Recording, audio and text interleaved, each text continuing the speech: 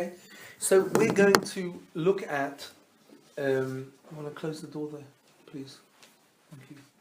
So we're going to look at Hilchot Tekiat Shofar. I'm assuming that those of us who know it, it's good, always good to do Chazon.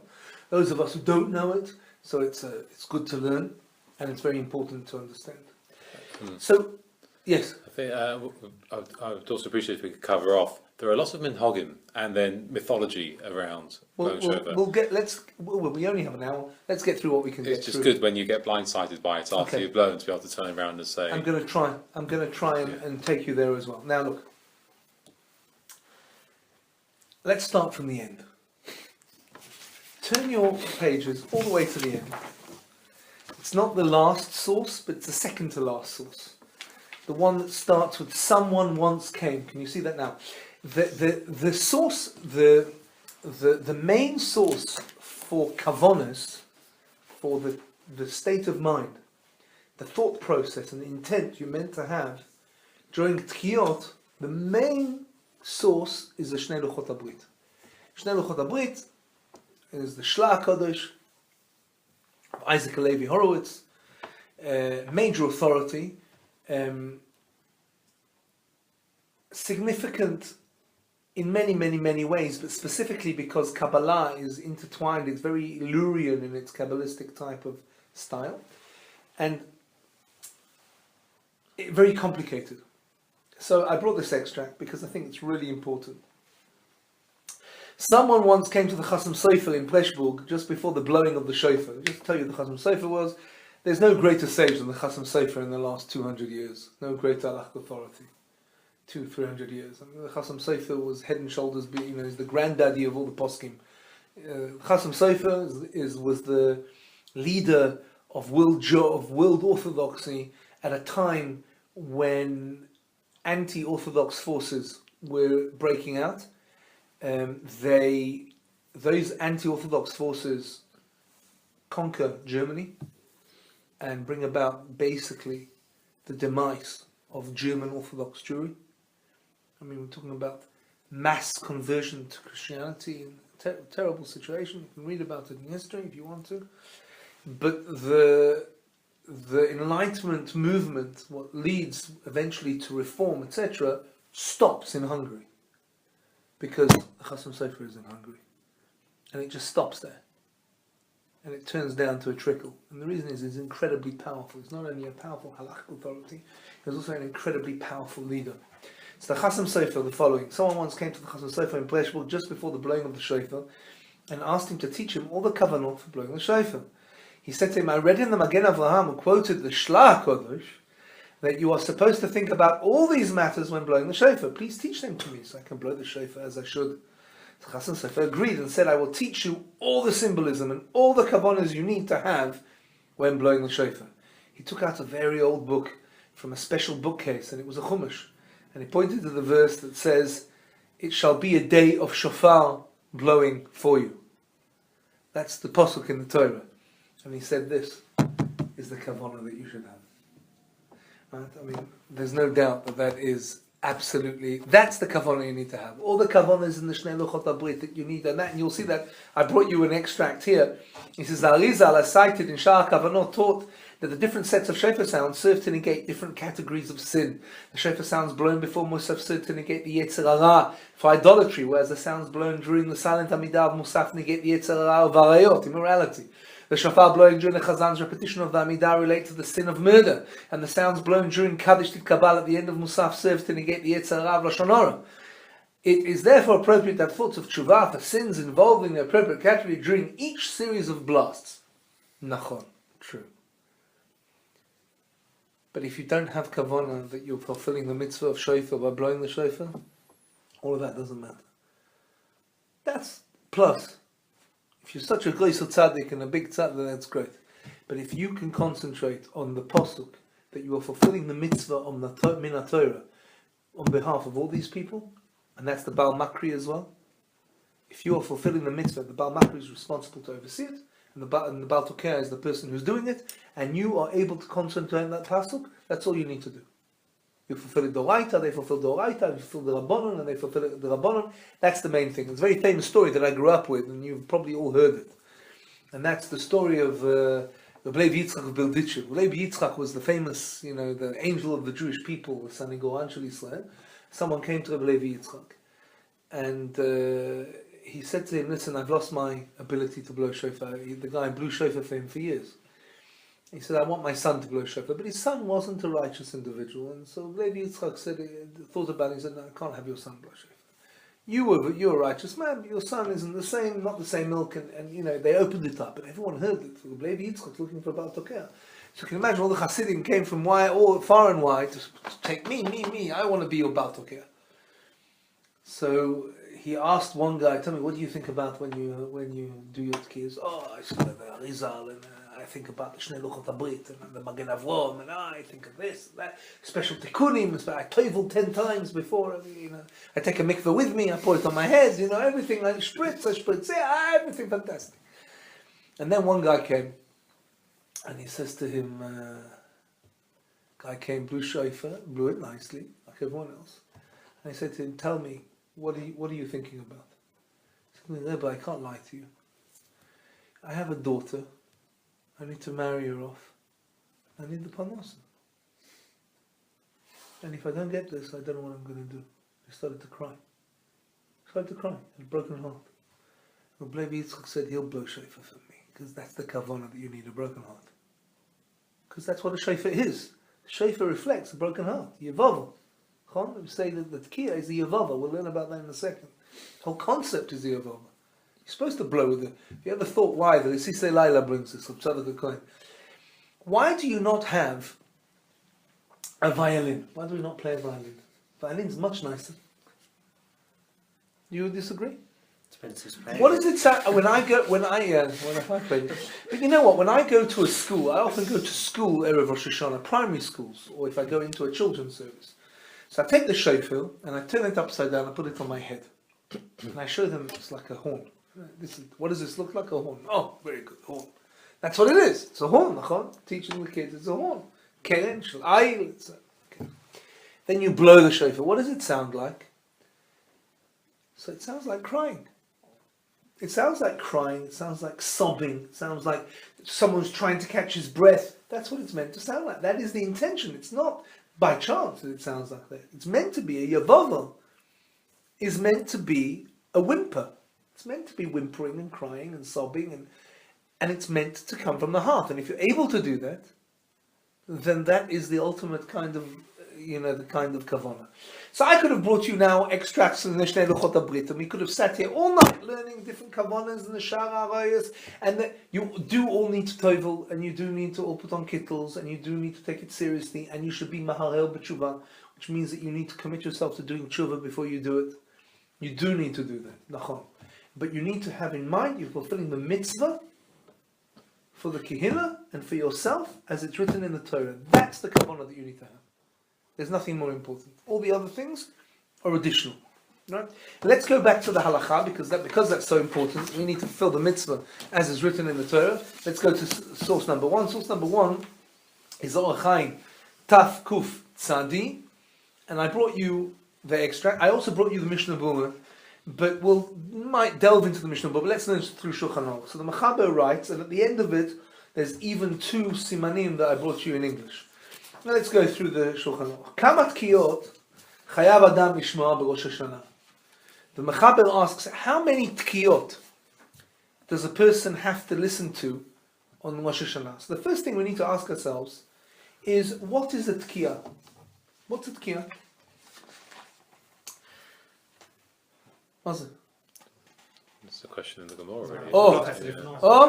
So the Gemara. So now, the Gemara discusses it. We're not going to go into the Gemara in Rosh Hashanah because it's very long, and the Rishonim and the Poskim and the Kuli Alma. Tkiyah is a long blast, a long blast, a flat blast. That's what it is. How many times do you have to hear Tkiyah? 9. Teisha. Lefisha Nemaz, it says, Truah b'Yovel u'v'Rosh Hashanah. It says about Truah regarding the Yovel and Rosh Hashanah, Gimel Pamim, 3 times. V'chol truah pshuta, every truah which is pshuta. Pshuta means a straightforward sound tone of the sound that is made. Lefanea upshuta la'acharea. Whatever it is that you're making, you need to have one straightforward sound before it and one straightforward sound after it. The Gemara concludes that, and that's how all the Rishonim accept that. That's how we pass on halach. U'mepi hashmuah lamdu. Mepi hashmuah, does anybody know what that means? Mepi hashmuah? Mepi hashmuah means Moshe Rabbeinu heard it on Sinai. That's what when we say Mepi hashmuah. It doesn't mean Mepi hashmuah. They heard a rumor that came out of Boibrik and Pupadivka somewhere, and that's not what Mepi hashmuah means. Mepi hashmuah has halachic ramifications. This is halacha l'Moshe Messina. Mepi hashmuah lamdu shekol tuot shel chodesh hashvi'i echad hen, that all the truths of the seventh, what's the chodesh hashvi'i? Nachon. Chad hen, they are one. Ben b'Rosh Hashanah, ben b'Yom Kippurim shel Yovel, whether it's Yom Kippur or Yovel. Teisha tkiyot tokim b'chol echad mishnehem. Tkiya, trua, tkiya. Tkiya, trua, tkiya. And tkiya, trua, tkiya. Nachon? Tarat, tarat, tarat. That's the simanim. Now, you're looking at me in a confused terms. So I've just thought, instead of doing that, what I was going to do, turn to the English, because I brought you the sikum in English. Okay, but how does that get 9? I'll show you now. It's 9 tkiyas. It is 9. It's three groups. It's 2 tkiyas. It's through grouping. No, it's 3 tkiyot, but it's 9 altogether. Because it's 3. Well, okay, you'll see. Hold on, Yitzchok. Hold on. Sorry. Turn to the source. Basic mitzvah. Too late at night to do Look where I wrote down the basic mitzvah. The mitzvah in Torah is to blow 3 sets of blasts on Rosh Hashanah. A set of blasts means 1 teruah sound preceded and followed by a tekiat sound. Oh, okay. Thus, the sum total of blasts which one is required to hear on Rosh Hashanah is 9. 6 tekiat sounds and 3 teruah sounds. Okay? Sedo? Told you just to wait. Now, the tekiat sound was always well defined and agreed upon by all opinions. A long, straight, without a break or a pause, blast. The truah sound, however, was not well understood. And the rabbis were unsure of how exactly it was supposed to sound. And the Gemara gives 3 possibilities. 3 short, straight blasts. What we commonly refer to as shvarim. 9 very short staccato blasts, what we commonly refer to as truah, and a combination of both of the above sounds, a shvarim truah compound. Now, to satisfy all of the above opinions, because it's a chiyuv doraita, so we don't know what it is, so we need to do it in such a way that it encompasses everything. Chazal established that the 3 sets of tkiyos be blown in 3 different ways, alternating the truer sound in each set. So, we blow tkiya shvarim tuah. Tkiya, tashrat, 3 times. Then we blow tkiya shvarim tkiya, tashat, 3 times. And then we blow tkiya, truah tkiya, 3 times. Altogether that adds up to 30 different blasts, 18 tkiyos, 3 shavarim truas, and 3 shavarim and 3 truas. This is the minimum number of blasts that every adult male is required to hear on Rosh Hashanah. The truth is that women should also hear this. When I go home usually on Rosh Hashanah, I always blow the shofar again. Now, you know you have that box in your machzor, in the art scroll machzor, you have a little box in the middle of the Kaddish at the end of Musaf, and in it there's something like 40 tkiyos. I always blow those, because it has all the 30 that you need, plus another 10, the final 10, which is like a bonus. So I always blow those. To blow 100 tkiyos, when you come home for your wife, it's mad. And she's yotzeh l'chol hadayos on 30 as well. Even all men are yotzeh l'chol hadayos on 30. Now these are called, this is the minimum number of blasts that every adult male is required to hear on Rosh Hashanah. Now these are called tkiyos demushav. Why is it called tkiyos demushav? Well, because technically, even though we stand for the tkiyos, you could sit during those tkiyos. So since the congregation is permitted to sit while they are being blown, La halacha we stand during this Tekiat. I thought I should add that in case anybody misunderstood. Now, a person who is in dire circumstances, a patient in the hospital, for example, and he cannot hear 30 blasts, should try to hear 10 sounds. 1 tashrat, 1 tashat, and 1 tarat. However, you don't make a blessing over such a, because you're not sure that it's a doraita. It might be a chiyuv doraita, but you can't make the blessing because you're not sure it's complete. In the army, that's what we did. In the army, when we were in one Rosh Hashanah, I was in a combat situation, so we weren't able to go. We were supposed to. Eventually, we did get back, but I didn't know if I'd make it back in order to hear the shofar on the day one. And I think the second day was Shabbos. I can't remember exactly, but the first day I needed to hear shofar, and it was in a situation. So we did the minimum. We asked what the minimum was, and the Rav said, do 10 blasts, and we blew. Couldn't do it quietly, because shofar's not quiet. And the Gemara, by the way, I've got to tell you, the Gemara talks about a situation where there was a blowing of shofar. And by the way, it has halachic ramifications, where they blew the shofar and the enemies of the Jewish people thought the Jewish people were going to war against them, and they came in and wiped out all the davens. And therefore there's a sakana, and therefore that's why they made a takana that you only blow after shachris. You don't blow in shachris. Because if you blow after shachris, gamzelo bahuli, I don't understand exactly how this, but then at least they see that the Jewish people are davening and they won't make a mistake and think that it's got to do with war, battle cry, whatever it is. But, that's the thing, so, you have to blow quietly. Says the following. In addition to these biblically required blasts, we blow 70 more.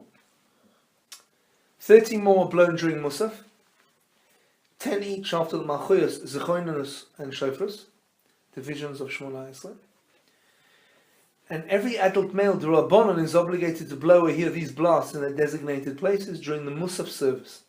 And these are called Tekiot de Muhammad, because one is supposed to stand while they're being blown. Now, in some minhagim, I grew up, Nusach Sfard, that you blow shofar also during the Tfilah Balachash. So you daven up to a certain point, you wait for the Baal Tokea to blow shofar, and then you continue up to the next point, and then you wait for the Baal Tokea to blow shofar, and then you continue up. And it's a beautiful minhag. I grew up with it as a child. I remember that I always waited for a very long time. Because you're a kid, you have a couple line.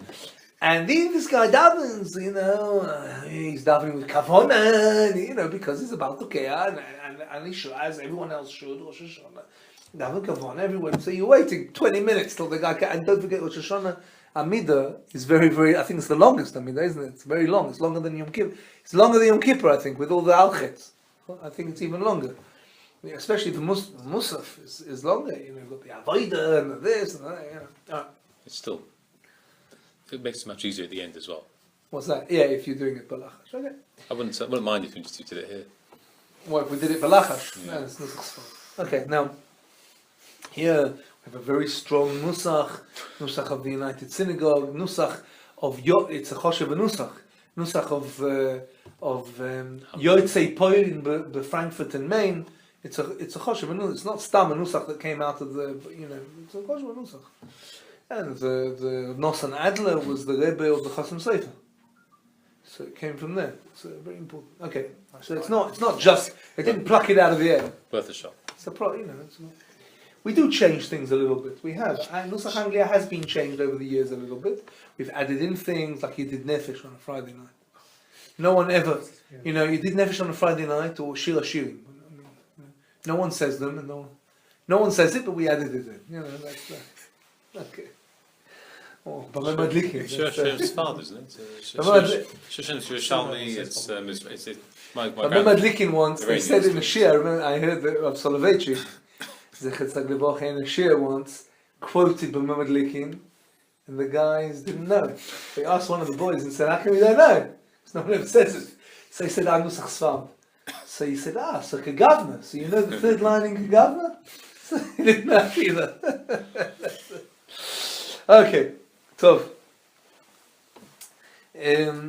let's continue. So he says here like this, so I wrote the following. In addition to these biblically required blasts, we blow 70 more. 30 more are blown during Musaf, 10 each after the Malchuyos, Zechoinus, and Shofar's divisions of Shemona Esrei. And there's a chiyuv the Rabbanon to hear these blasts in their places in Musaf, and it's Tekiat the Mumad. Now, finally, it's 2 lines at the bottom at the end, at the beginning.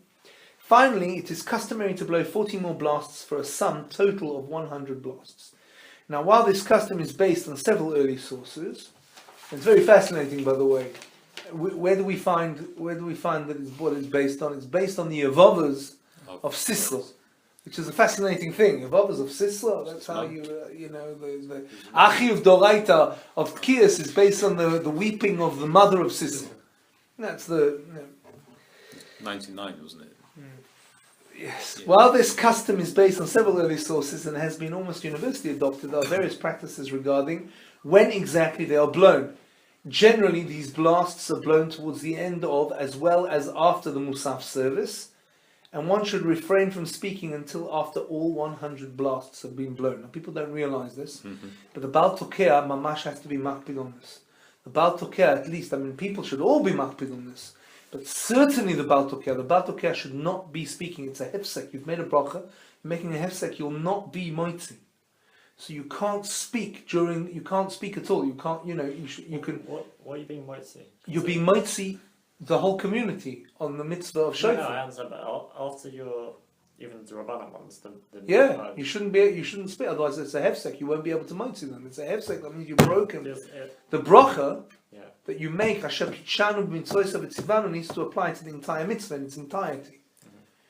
Now, are you saying, this is what I think you're saying, that if I've done the first set of Tekiot, Doraita, and I speak, so now you're asking a shayla, do I need to make a bracha again? That's a different thing. Right. Now you're asking something else, but lechatchila, certainly you shouldn't be speaking. If I did speak, am I still moitzi everyone the Rabbanon, even though I made a hefsek? Is that what you're asking? I'm saying the last 40. Or was I putting a question into your mouth? I think he's saying, I've been yotzed the mitzvah already with the first 30. After that, everything else seems to be minhag. Added on. It's not minhag, it's the Rabbanon. The Rabbanon, sorry. You know what? I want to tell you something about the Rabbanon. I think he's asking. The Rabbanon's even worse than a Doraita. If you over on a Rabbanon, it's even worse. Do you know why? Because when your neshama goes up to heaven, the rabbis will be there to make sure. Someone told me what once. The Rabbanon's even worse, he says to me. I think that was your question. Yeah.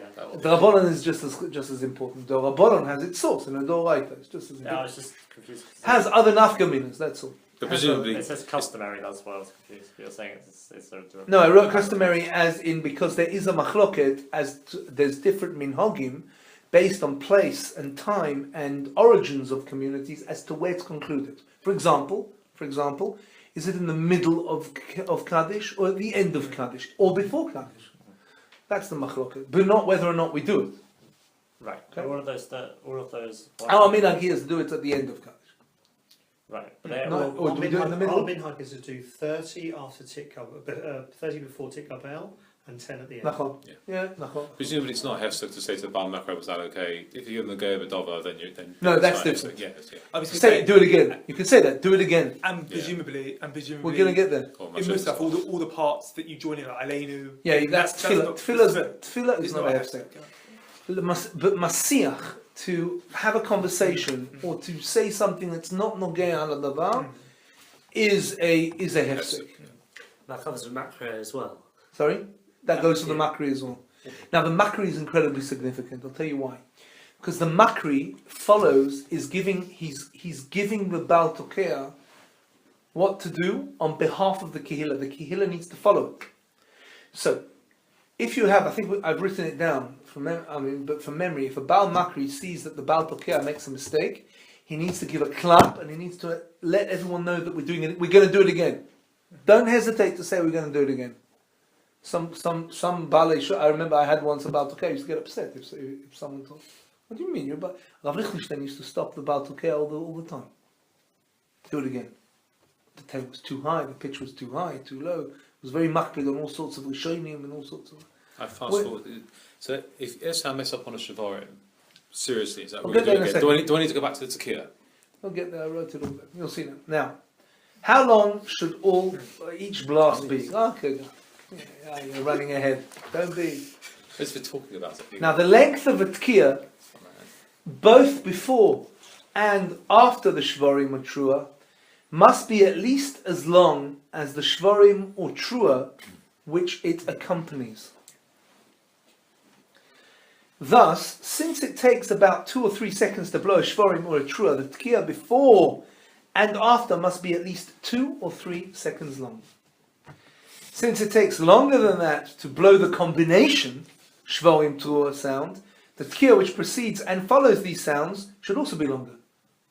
So through whatever, 3 seconds, 4 seconds, whatever it should be.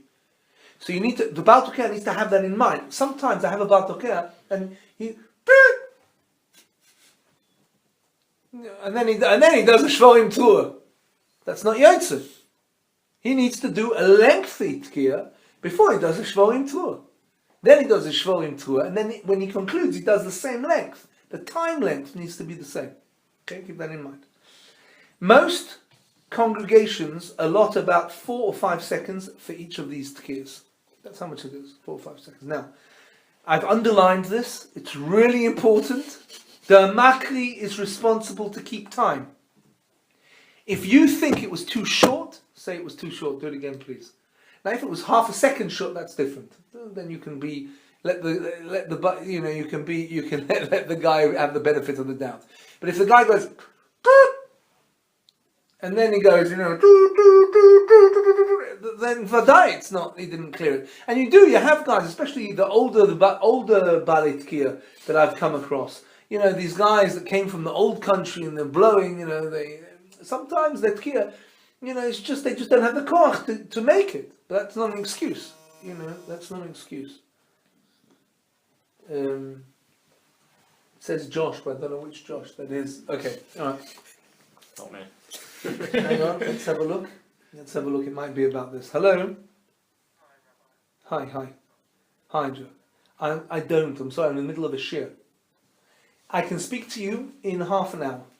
B'ezrat Hashem. Alright, I'll call you on the way out, because I have to go to another meeting after that. Take care, bye. Okay. I still don't know which one that is. Okay, now. Okay, don't tell him. I thought maybe he wanted to come to the show. Whoever it was, I thought maybe it was Josh Schwartz or something. Now, it's important to remember that each Tekiah must be heard in its entirety, no matter how long it takes.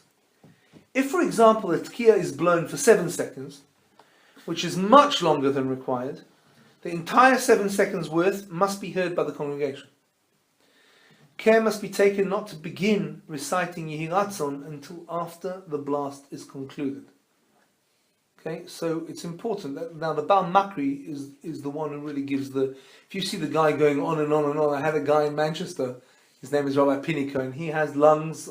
You know, the guy can blow. You look at his watch and walk, and blow. Keep going. You can't keep the kehillah like that. So 7 seconds is long. You shouldn't be doing more than 4, 5 seconds. That's the length. Shouldn't be any longer. Now, Tekiah Gedolah? Tekiah Gedolah is different. Tekiah Gedolah is they want a long, nice, long, big Tekiah. So because it's symbolic of the Yovel Tekiah and the Tekiah. That's a different story. But we're talking about the Tekiyahs that you Yotze now. What they like, they'll get what they get.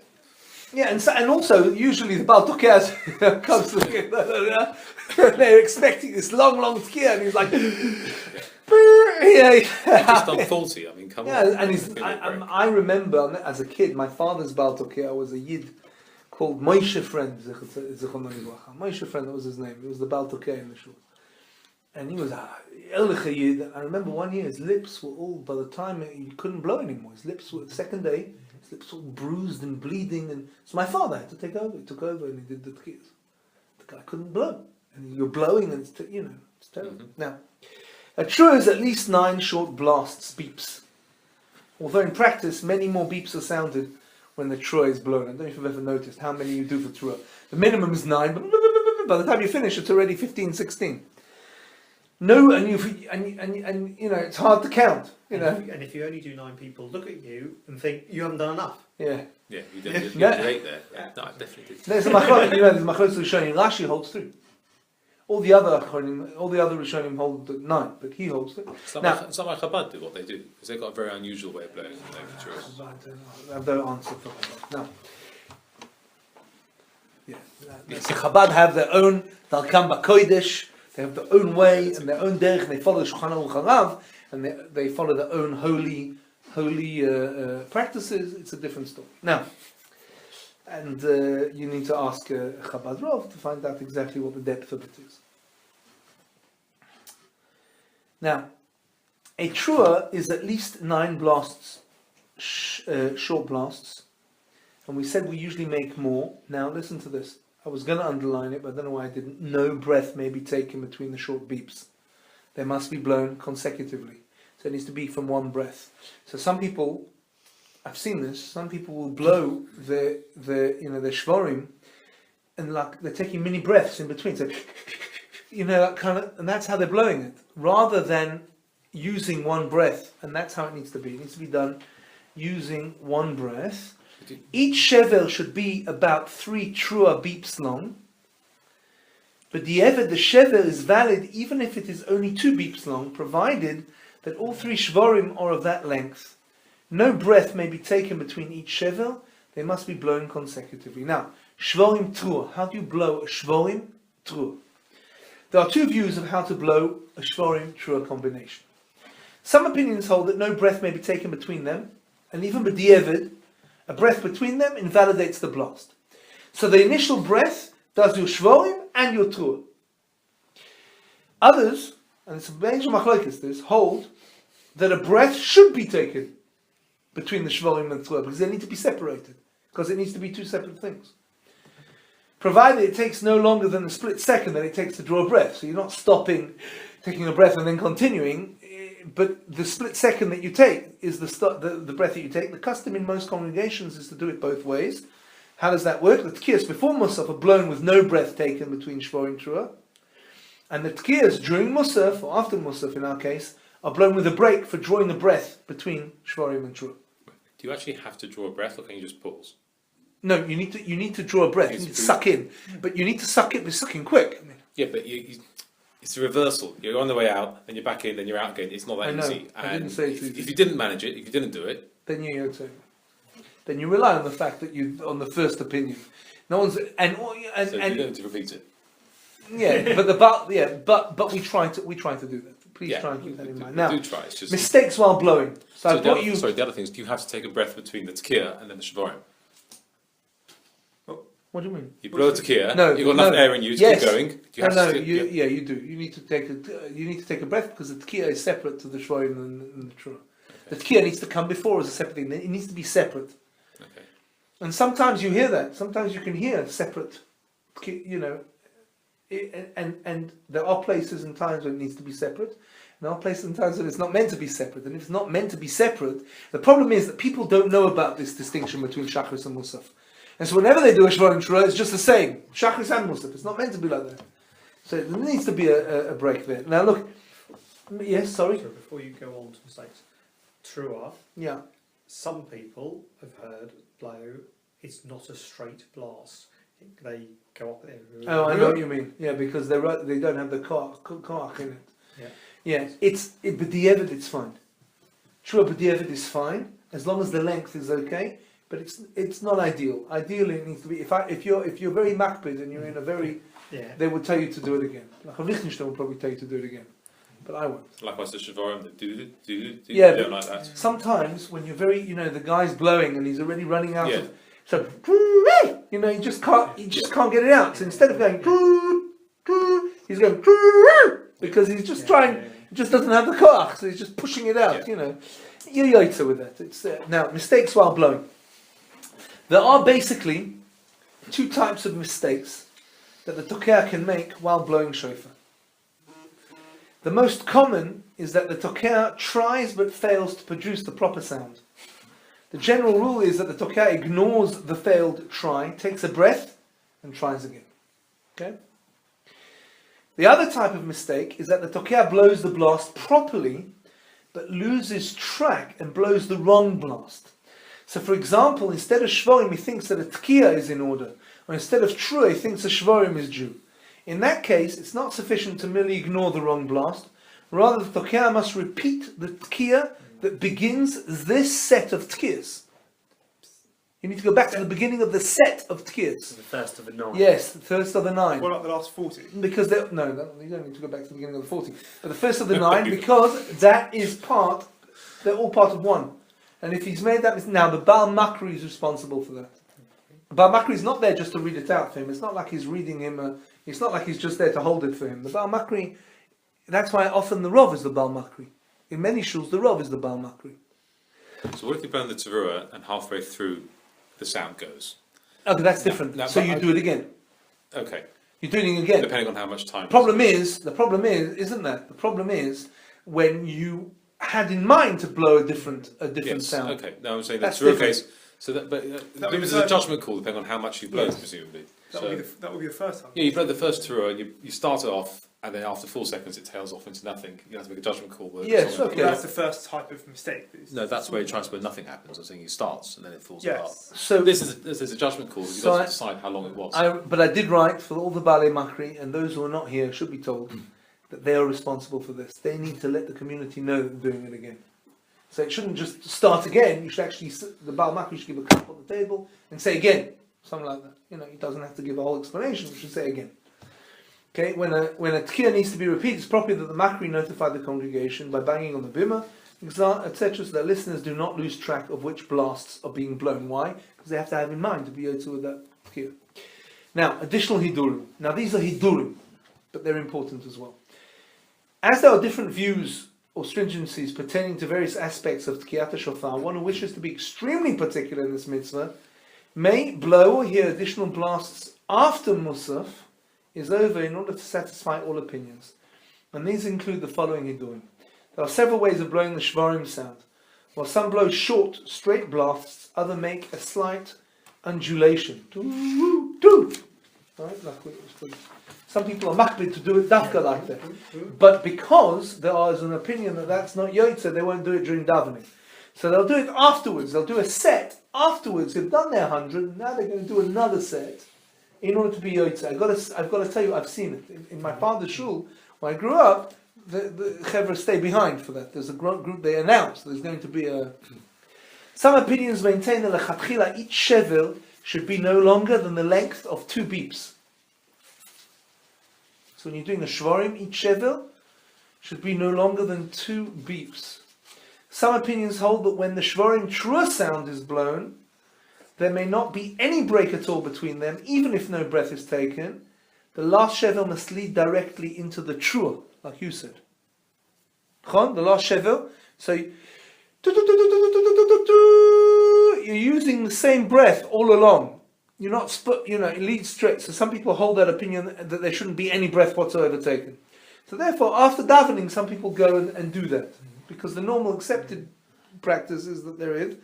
And some authorities insist that the Tekiat sound be straight and clear from beginning to end, with no fluctuation of pitch throughout the entire blast. So we hold that if it happens, it's not the end of the world. But there are some people that are makbid. It has to be that straight, bland, straight type of, shofar blow. So those are the halachas that I brought. I think it covers most of it. I brought you initially, the first source is the Shulchan Aruch itself, and then straight into the Mishnah Berurah. This is where all the source of most of what we've been learning is to be found. But that's pretty much I think in a nutshell what the halachas are. When I grew up, the Baal Teruah wanted to keep going while it had the rhythm as quickly as possible. So he used to actually start each note almost before the Makre called it. It was flowing as quickly as possible. And then I've heard the other way, where people will wait, the Makre will call, and you'll have gaps. Yeah. Is there The right correct? or wrong? Yes, there is. The correct way is to wait for the makri to read it. Yeah. Yeah. In order Yeah. not to confuse the notes, otherwise it's going to have to go back to the beginning. But can you ask the Makre? You can ask the Makre to pick it up. quickly? You can tell the makri to move along. You can go like this, but then having a conversation. No, but to organise it beforehand with your Makre. You is can fine. say, please, Mr. Makri, be quick about it. Yes, he doesn't have to. Yeah. He doesn't have to go. That's the term. Tekiat shvarim. You can go Tekiat Shvarim, Tua, he can do that. Yeah. But he says it loud enough for you to hear, for them to hear, and he does it quickly enough. Yeah, he can do that. Yeah, absolutely. Say them. Very good. Questions? Problems, difficulties? No, so that's good. Write a You've letter. covered it. What No, is you've, it? no, I think you've covered it very well. And Okay. you've highlighted the myth, the minhag and the halacha, which is important. That way, Yofi. we know what we do. If you have any questions, don't hesitate to call me. Seriously. If you have any questions, whatever it may be.